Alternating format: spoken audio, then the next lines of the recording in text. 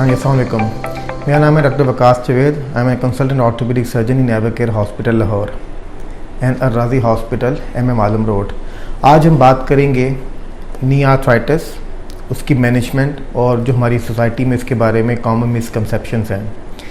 अगर नी आर्थराइटिस की बात करें तो ये नॉर्मली ओल्डर पेशेंट को अफेक्ट करता है, लेकिन कभी कभी यंगर पेशेंट को भी अफेक्ट कर सकता है, स्पेशली में हिस्ट्री ऑफ ट्रॉमा होती है। इसके सिम्टम्स की बात करें तो इसमें जो मोस्ट कॉमन सिम्टम्स है वो है पेन, जो कि आपको एक्टिविटीज़ ऑफ डेली लाइफ में होता है। मीन्स चलने फिरने से, सीढ़ियाँ चढ़ने से, नमाज़ पढ़ने से, एक घुटनों के बल बैठने से पेन होता है। और कभी कभी पेन इतना ज़्यादा होता है कि आपकी नींद और नॉर्मल एक्टिविटीज़ बहुत सिग्निफिकेंटली डिस्टर्ब होती हैं। इसके अलावा इधर इसके जो सिम्टम्स है वो है स्टिफनेस। मीन्स जब आप सुबह उठते हैं या जब आप कुछ देर के लिए बैठते हैं तो आपकी टांगों में आपको अकड़ाव फील होता है। ये अकड़ाव आपकी थाई के अंदर भी फील हो सकता है, नी में भी फील हो सकता है और आपके काफ मसल्स में भी फील हो सकता है। लेकिन जब आप कुछ देर चलते हैं तो ये बेहतर होना शुरू होता है। कुछ पेशेंट्स के अंदर सेंस ऑफ इंस्टेबिलिटी भी आती है, यानी कि आप जब खड़े होते हैं या चलते हैं या ट्विस्ट एंड टर्न करते हैं तो आपको सडनली फील होता है कि आपकी नी में जान नहीं है और आपकी नी कोलैप्स होने वाली है।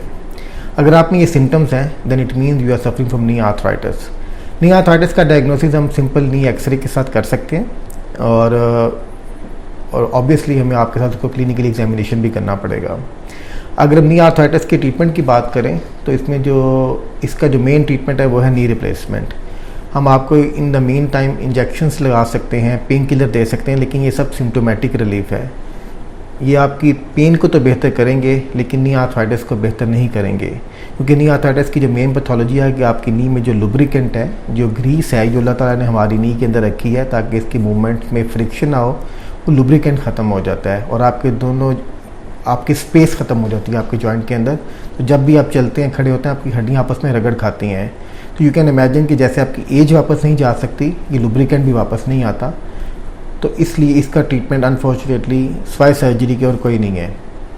अगर हम सर्जरी की बात करें नी आर्थराइटिस के अंदर तो it's a very commonly perform surgery in the whole world. दुनिया में लाखों लोगों की नी रिप्लेसमेंट्स हर साल होती हैं और they are normally very happy. अगर आप इसकी सक्सेस रेट की बात करें तो अगर आप इसको प्रॉपरली करें तो इसमें सक्सेस रेट 90% से ज़्यादा है। और इसमें पेशेंट्स की मोटिवेशन भी रिक्वायर्ड है, क्योंकि पेशेंट की जो इम्प्रूवमेंट है सर्जरी के बाद तो पेशेंट का मोटिवेट होना बहुत ज़रूरी है। अगर हम बात करें कॉमन मिसकंसेप्शन की, जो कि मैंने पिछले 1 साल में ऑब्जर्व किया है हमारी सोसाइटी के अंदर, मैं उनके बारे में बात करना चाहूँगा। क्योंकि बहुत सारे लोग नी रिप्लेसमेंट सिर्फ इसलिए नहीं करवाते क्योंकि अंदर बहुत सारी मिसकंसेप्शन नी रिप्लेसमेंट्स के बारे में। सबसे पहली मिसकंसेप्शन कि ये सर्जरी कामयाब नहीं होती।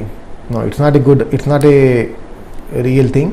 नी रिप्लेसमेंट में जैसे मैंने पहले बता चुका हूँ कि मोर देन 90% पेशेंट में ये सक्सेस रेट है इसका, अगर प्रॉपरली तरीके से सर्जरी की जाए। एक और मिसकंसेप्शन है कि इसके बाद पेशेंट को 6 से 8 हफ्ते के लिए बेड पे लेटना पड़ता है। ऐसा भी बिल्कुल ठीक नहीं है।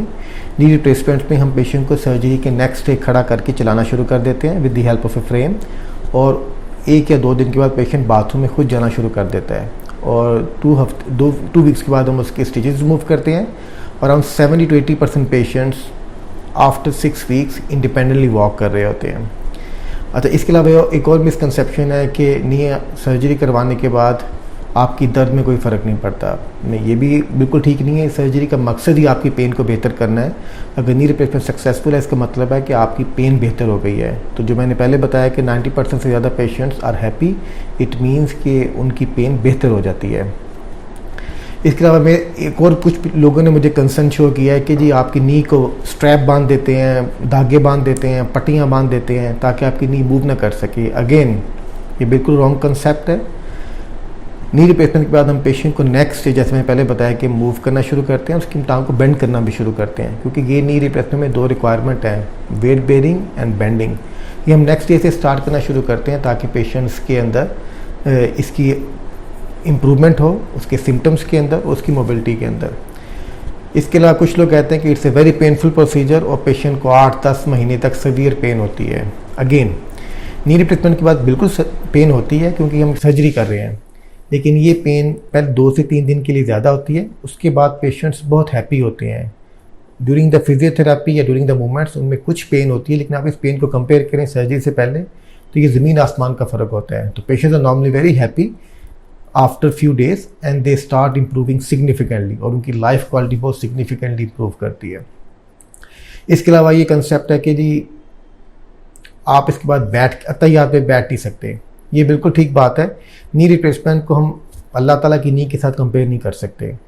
नी रिप्लेसमेंट में जो हमारा टारगेट होता है वो होता है 100 to 110 डिग्री ऑफ फ्लेक्शन, जो कि आप अपनी 99% लाइफ एक्टिविटीज़ आसानी के साथ कर सकते हैं। इनमें सिर्फ एक चीज़ आपके लिए करना मुश्किल होता है कि आप अपने घुटनों के बल ज़मीन पे बैठ जाएं या अतहियात पे बैठ जाएं। इसके अलावा आप बाकी अपनी सारी ज़िंदगी के काम बड़े आसानी के साथ कर सकते हैं और उसमें कोई मसला नहीं होता। इसके अलावा कुछ और मिसकंसेप्शन भी लोगों के अंदर है कि अगर एक नी रिप्लेसमेंट करवाते हैं तो उसके लिए दूसरी का करवाना भी ज़रूरी है। अगेन ये आपके सिम्टम्स पे और आपके आर्थराइटिस पे डिपेंड करता है। अगर आपके सिर्फ एक घुटने में आर्थराइटिस है तो वो सिर्फ आपकी एक घुटने की सर्जरी रिक्वायर्ड है, लेकिन अगर आपके दोनों घुटनों में आर्थराइटिस है तो आपके दोनों घुटनों की सर्जरी करनी पड़ेगी।